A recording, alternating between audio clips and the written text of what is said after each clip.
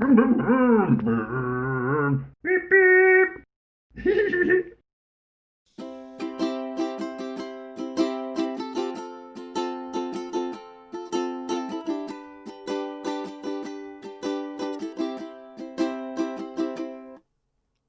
Jesus told them, the scriptures say that the Saviour must suffer, and 3 days later he will rise from the dead.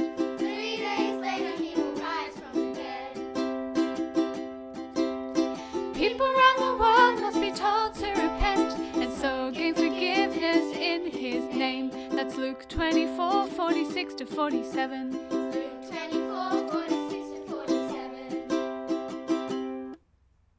Jesus told them, the scriptures say that the Saviour must suffer, and 3 days later he will rise from the dead.